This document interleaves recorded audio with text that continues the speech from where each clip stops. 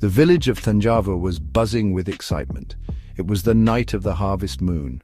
Marigold garlands hung on every door. The smell of sandalwood incense drifted from the houses, mixing with the smell of freshly cut rice. People laughed and celebrated with music and dancing in the fields. 14-year-old Kanan joined the fun, his heart full of joy. He danced with his friends, their laughter rising up to the full moon shining down on them. His older sister Meenakshi watched him, her eyes reflecting the moon's soft light.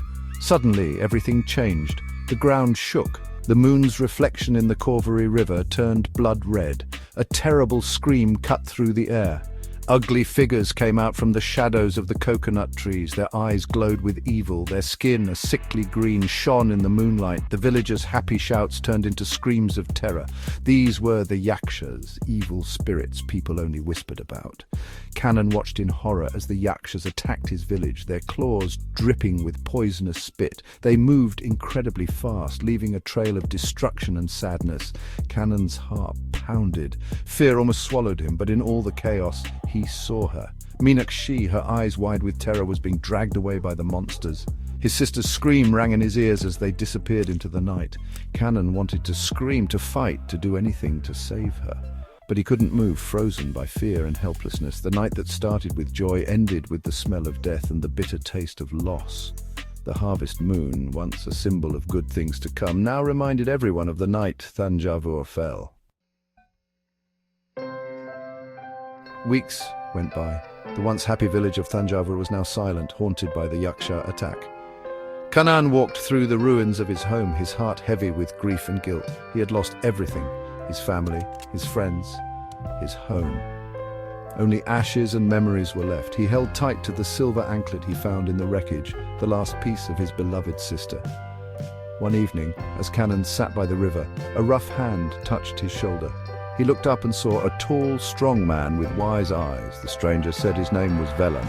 He wore the saffron robes of a warrior monk and carried a strange, powerful weapon, a whip that was on fire. Velan talked about a group called the Raksharakshakas, sworn protectors against the yakshas. He saw a spark of defiance in Kanan's eyes, a small bit of hope in all the sadness. Velan said the yakshas weren't just monsters, but beings twisted by a powerful curse. He told Kanan about a hidden world, a world where ancient powers fought for control. He talked about a prophecy, about a chosen one who would defeat the yakshas.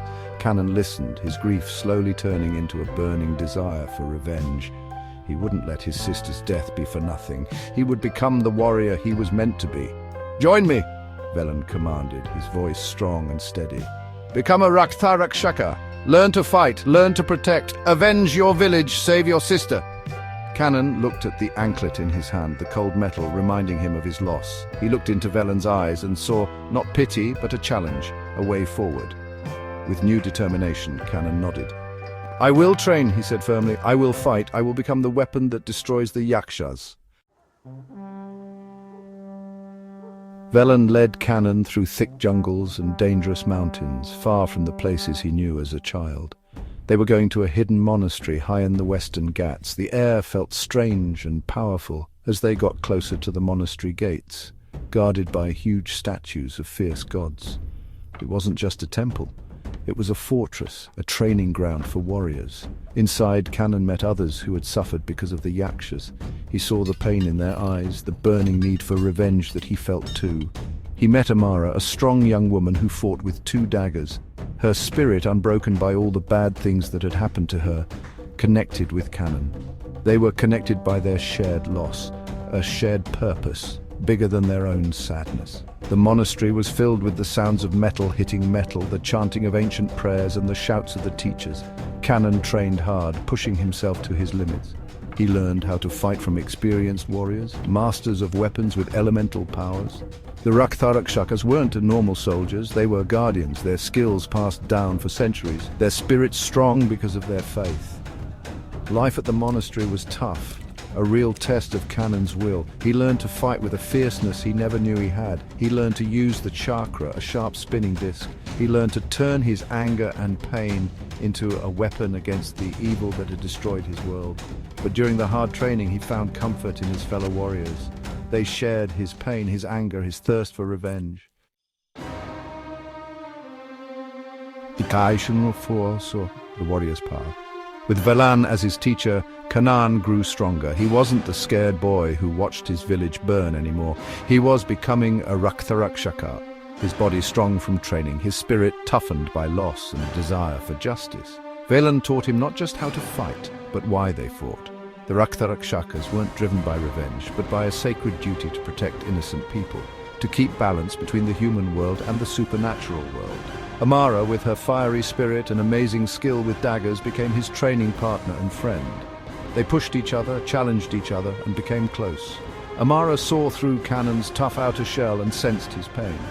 She challenged him to face his inner demons, not just in training, but deep inside himself. "It's not enough to just fight, Kanan," Velan would say, his voice echoing in the training yard. "You must understand the powers at work. You must become one with your weapon, with the elements that give you power. Only then will you be ready to face the darkness." And so, Kanan learned. He learned the ancient chants that called on the power of Agni, the fire god, setting his chakra on fire. He learned to move as fast as Vayu, the wind god, becoming a blur on the battlefield. Years went by. The boy who came to the monastery was now a man. He stood tall and proud, his eyes showing the unwavering determination of a true warrior. He had embraced the Rakshaka ways not just for revenge, but as his life's purpose. He was ready to fulfill his destiny. He was ready to face the yakshas. He was ready to find his sister. Section 5. Whispers of the Past.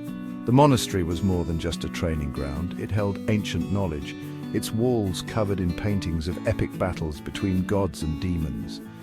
Kanan spent hours studying the old texts, learning the language of the gods, uncovering the secrets of the yaksha curse. He learned about their beginnings, how they were once noble beings who guarded sacred portals but were corrupted by an evil force.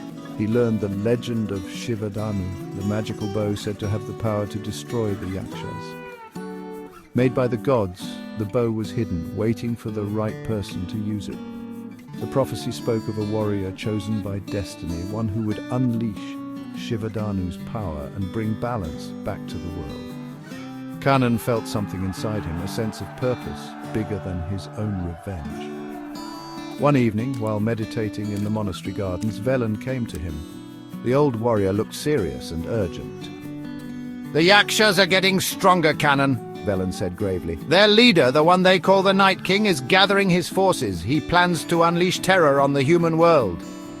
Velan put his hand on Kanan's shoulder, his gaze steady. "The prophecy speaks of you, Kanan. You are the chosen one. You are destined to wield Shivadanu and lead the Rakshakas against the darkness." Kanan felt a mix of emotions, fear, excitement, a huge sense of responsibility. He was ready to fight, to avenge his village, to find his sister, but was he ready to carry the fate of the world on his shoulders?